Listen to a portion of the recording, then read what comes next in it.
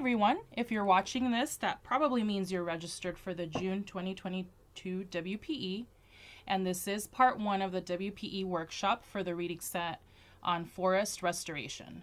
My name is Betsy Gomez, and I'm the Assistant Director of the WPE program, and I will be presenting part 1 of the workshop. Lori Marks, the Associate Director, will present part 2 of the workshop.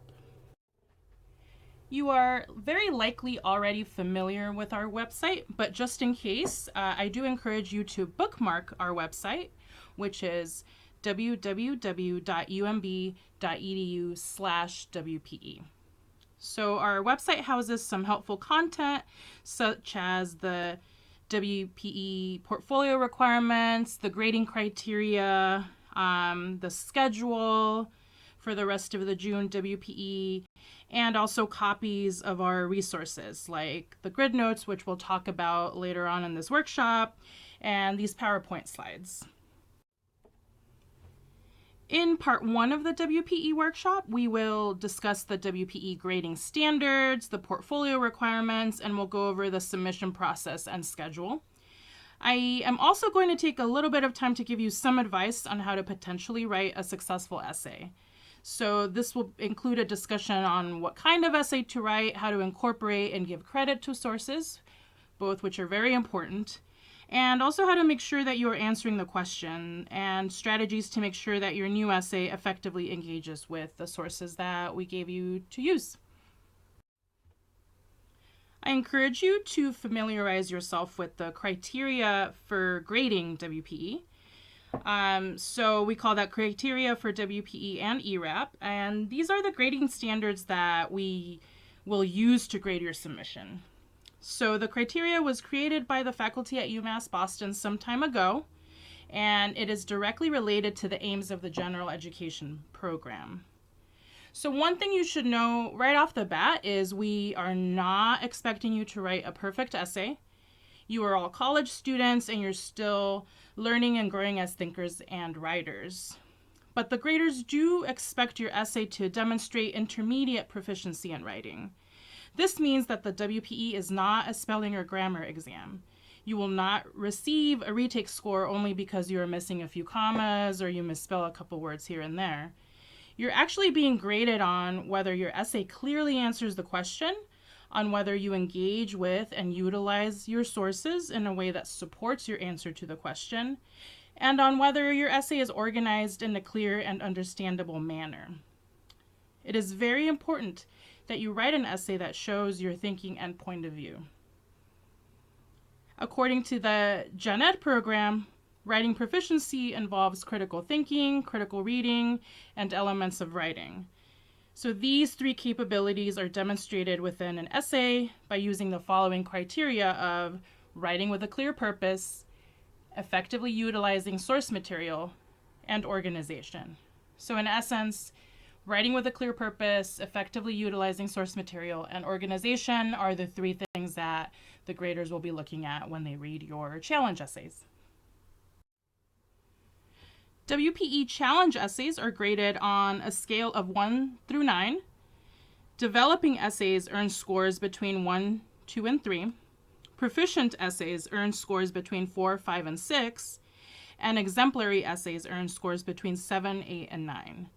So to pass the WPE, your essay must earn a score of 4 or higher from 2 different graders. So you might be wondering, what about my course papers? How do they play into this? Course papers provide a supporting role. Graders may consult them to assist with difficult decisions. For example, if your challenge essay is strong in the areas of focus and organization, but not as strong in source use, the graders might take a look at your course papers to see if they demonstrate proficient use of sources. If you're wondering, what does it mean to write with a clear purpose? Your position, argument, or inquiry are determined by what you think, usually in response to a prompt or assignment. So in this case, you do have a prompt. There's a question that you are being asked to answer when you write this essay. A proficient essay presents an answer to the question and a methodical, connected discussion of that answer. Please pay careful attention to the prompt on the first page of the June WPE reading set. That is the question that you have to answer. How can you effectively utilize source material? Doing this involves carefully selecting, integrating, and explaining source material and meaningfully applying that material in service of your essay's purpose.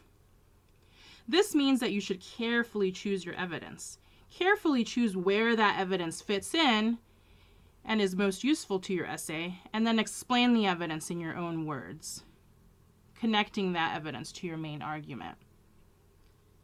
Effective use of sources means moving beyond summarizing the ideas in the text and towards a meaningful engagement with those ideas.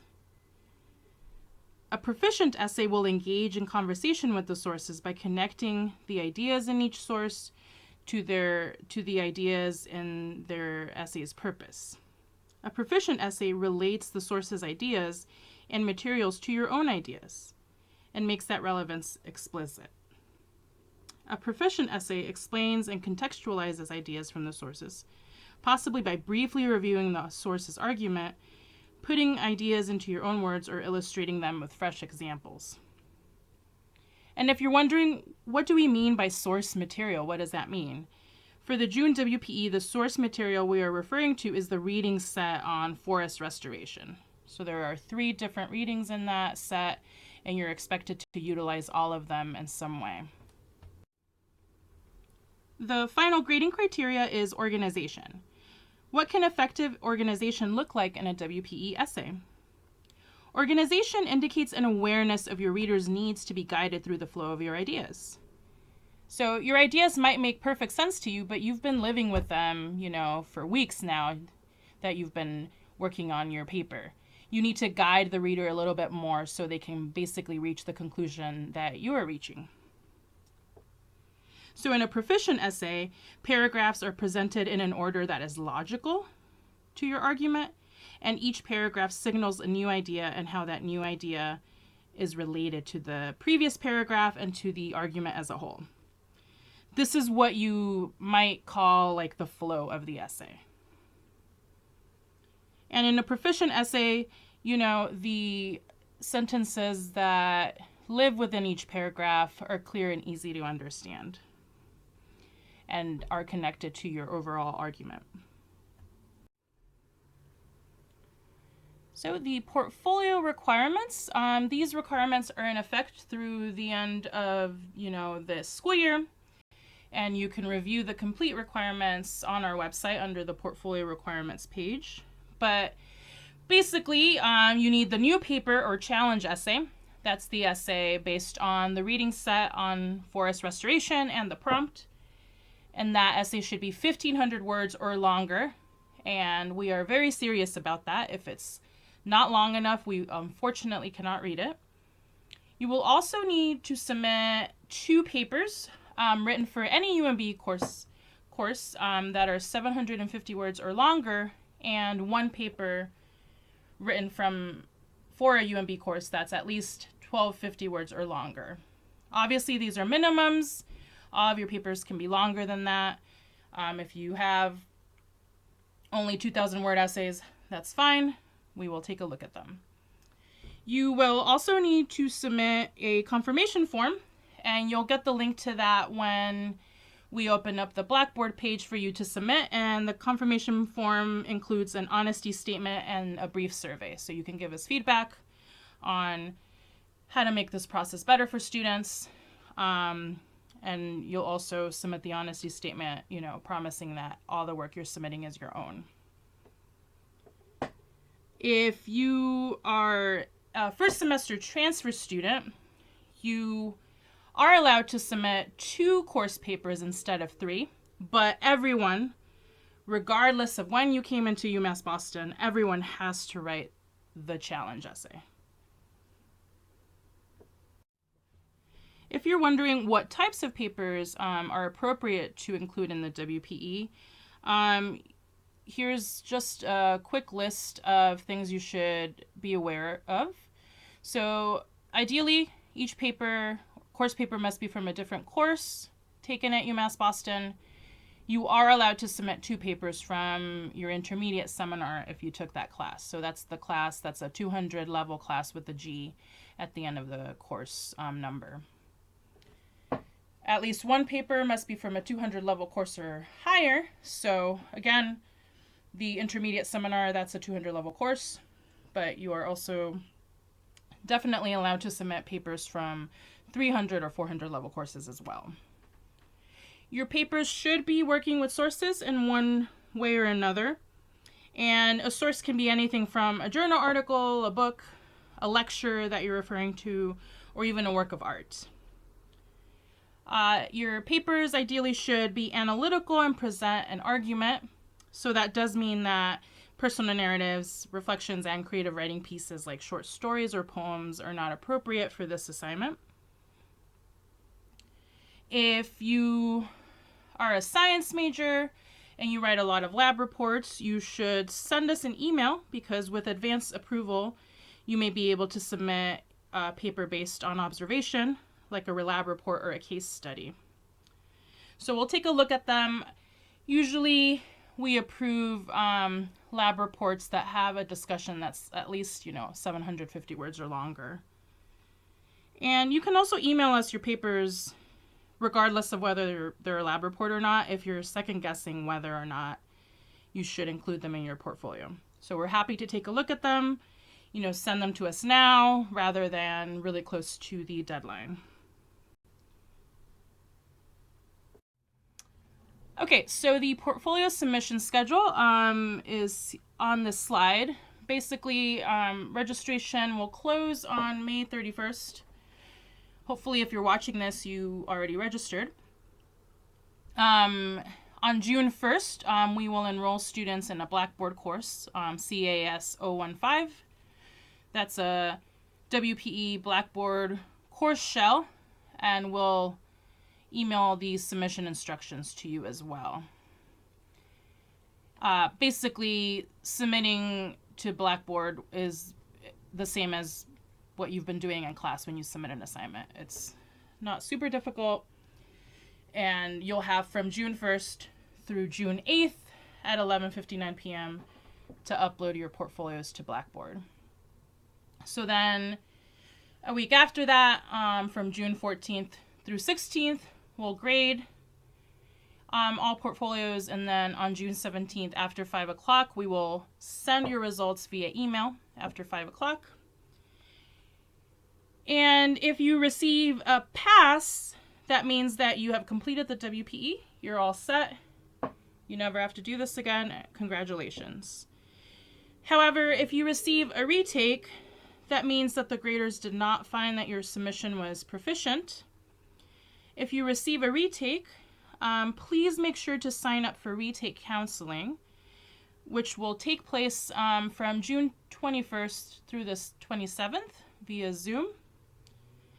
During retake counseling, you will meet with a faculty member and you'll go over your result.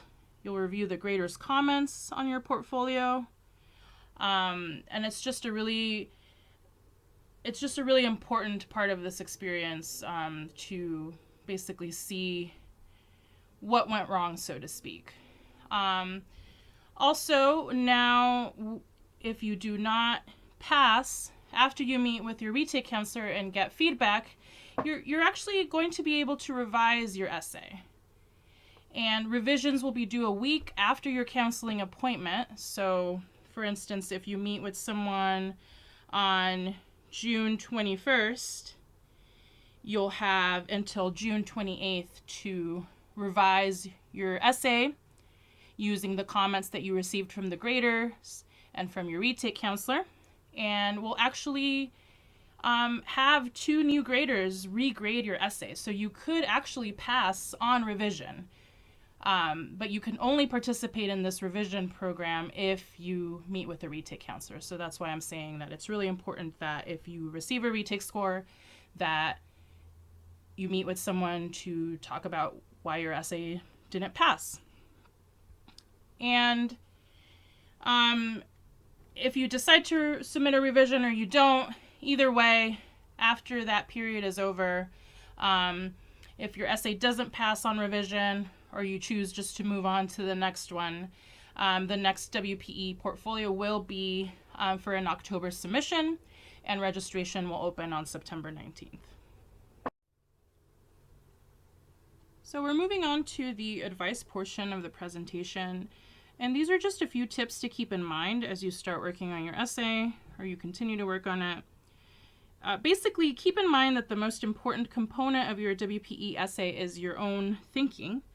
If you don't express your own ideas and give logical support for your own ideas, it's very unlikely that you will pass the WPE. So we do want to see what you think. Just think back to the grading criteria, right? The focus, use of sources, and organization, all of those things reflect your own thinking. More advice, a couple of do's and don'ts. The first is don't write a report, do write an essay. And we'll go over this in more detail in a bit. Do make sure to answer the question and don't summarize unless it's for a good reason that relates to your own argument. And finally, do give credit to the authors in the reading set when you use their ideas to support your argument. So give credit always. The main difference between a report and an essay is that a report might have a lot of summary and is meant to inform the audience about something. An essay has a small amount of summary, and in an essay, the writer's goal is to persuade the audience that their argument is correct or important. So in this case, you are the writer here, and your goal is to convince your readers that your answer to the question is correct or at least worth thinking about. In an essay, you will take a position and present an argument that is supported by information and logic. And as mentioned earlier, your own thinking is essential. The graders want to know what you think. Another piece of advice, do answer the first question directly and unmistakably first. So ideally, answer it at the end of your first paragraph. And when you answer the question, if you want to be super clear that, hey, this is my answer to the prompt, don't miss it, you could recycle phrases from the question into your position statement or thesis. So for the June WPE, the question is, what are the benefits of restoring trees and forests in these barren places? And other situations in which areas have been deforested, would it be beneficial to restore the forests? Why or why not? And here you can see that the possible answer that recycles the phrases from the question says the benefits of restoring trees and forests in these barren places is, are, and likely this writer would list the benefits, and then you would either choose it would or it would not be beneficial to restore forests in other areas that have been deforested because, and then you would list, a couple of answers to that. So this is a multi-part question. First, talk about the benefits of restoring trees in the barren places. And would this type of solution actually be beneficial in other places? And you have to just say why or why not. There's no, let's say, right or wrong answer here, but we do want to know what you think. And it's important that you lay out your answer at the beginning of your essay and that you follow it later on, right? So if this person is listing benefits of restoring trees in their first part of the answer, you would assume as a reader that they will spend time explaining these benefits, and then they would spend some time explaining why or why not restoring other forests would be beneficial. So another piece of advice is don't summarize unless it's for a directly stated purpose, and do engage with the sources as much as you can. So when we say engaging with the sources, we're really talking about, okay, you use a source, but then you also tell us what it means or why it's important. So here we have a sample paragraph that models how you could use some summary and also engage with the sources while you answer the question. And it reads, one similarity between the three forests reveals that it sometimes makes sense to allow the forests to replant themselves rather than being replanted by humans. In the Cambrian forest, as Richie Tassel explains to George Montbiot, after fencing out the sheep, he planted trees. But those trees were soon, quote, overwhelmed by native birch, end quote, seeds of which, quote, blew in from a few surviving trees further down the valley. So that's a quote from page 7. Tassel points out that the native birch are genetically suited to this site.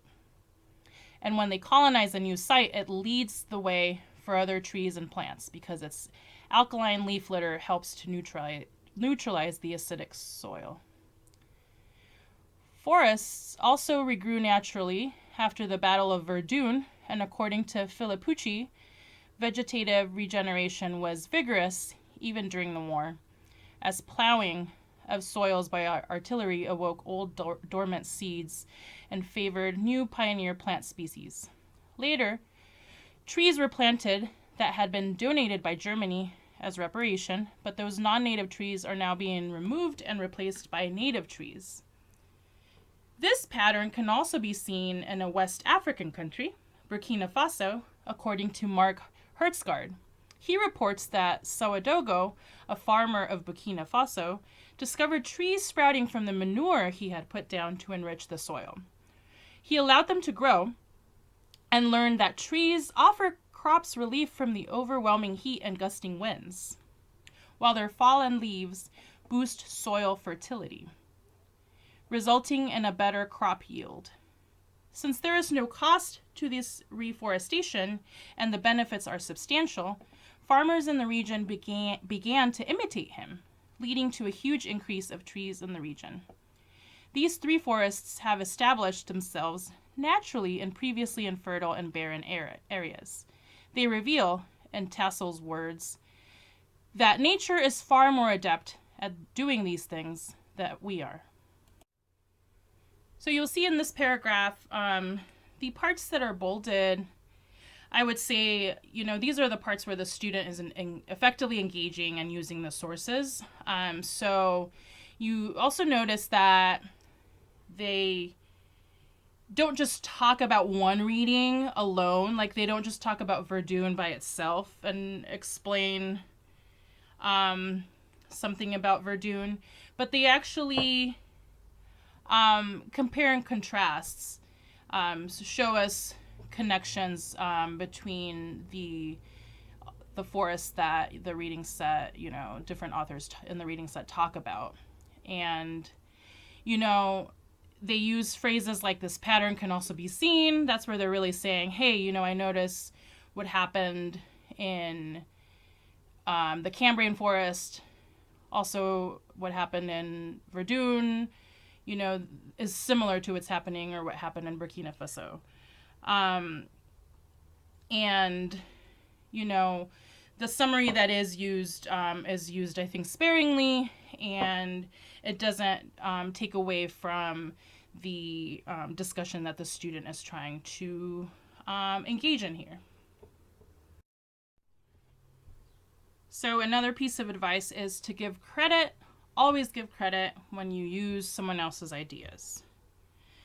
This is important because the graders need to differentiate between your ideas and those of the authors in the reading set that you're referring to.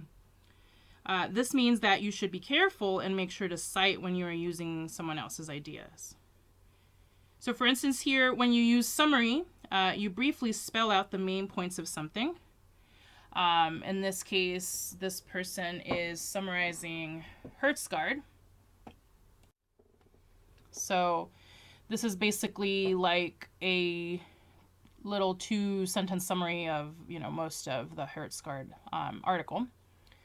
And since the summary encompasses the whole reading, you don't need to put page number, but you do need to put his name and give him credit for these ideas. When you paraphrase something, you reword someone else's statement. But when you do that, you're rewording the statement, but you're using about the same amount of words that, in this case, Filippucci was using. You do need to include the author's name and the page numbers so we can find the sentences that you are paraphrasing. And direct quotation, that's probably the easiest one to do. You're taking the quote directly from the text. You're using quotation marks to show where you're basically copying and pasting the text.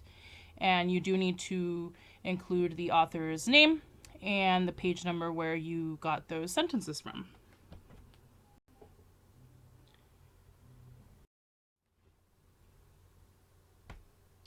If you're having trouble organizing your notes, or you just need, to try a new way to organize your notes, you can use the grid notes created by our Associate Director, Lori Marks.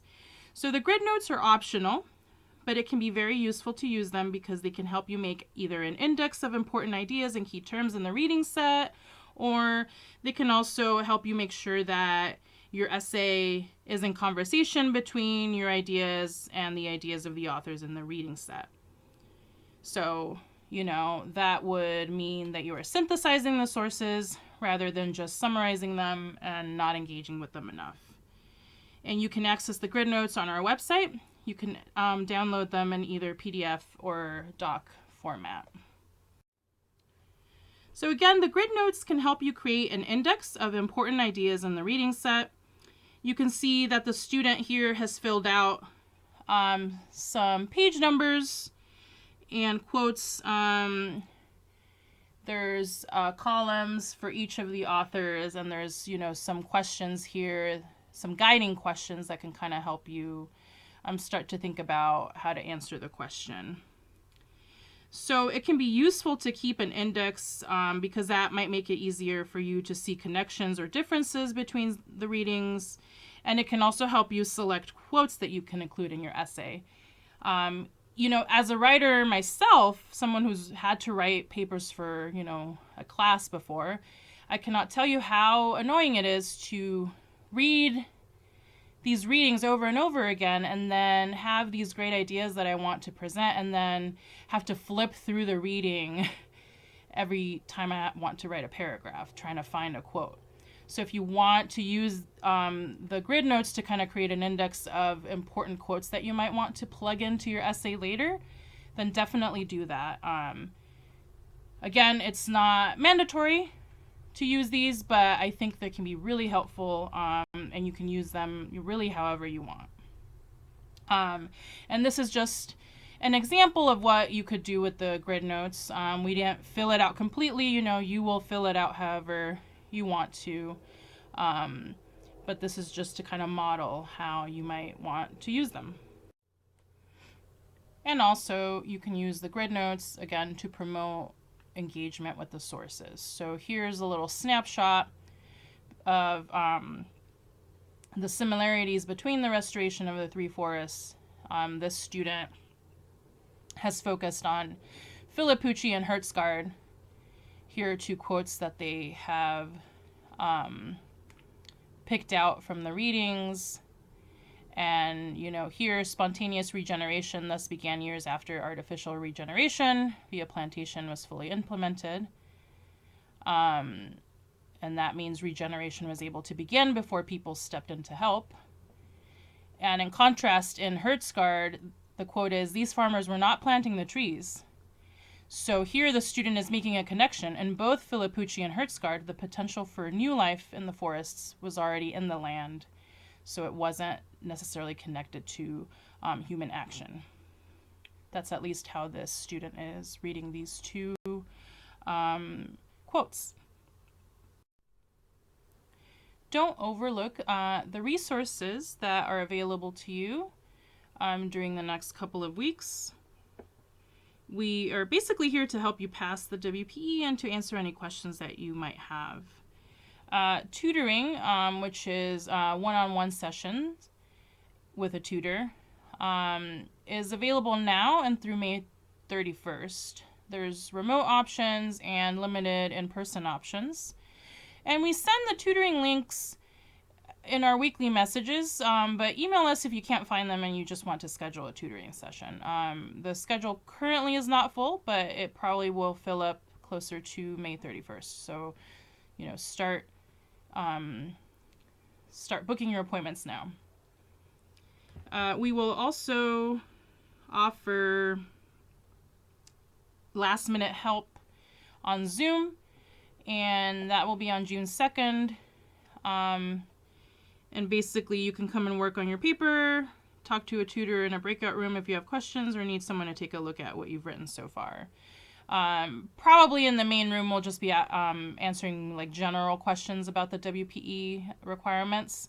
But if you want someone to talk to you about the reading or to look at a draft, then you would meet with a tutor in the breakout room. We will send the link to the last minute help session in our weekly mailing on May 27th. So that is coming up soon. We're still working out the times with our graduate tutors, but just kind of be on the lookout for those times. And then we will have draft reviews, and those are by appointment only, and feedback will be sent via email. So when you sign up for a draft review, you are reserving a staff member's time. You won't actually be meeting with a tutor one-on-one. You're reserving like a slot on their schedule. You'll send us your essay before your appointment time, and then your tutor will email you feedback after the appointment time. And the link to sign up for draft reviews will also be sent in our weekly message on May 27th.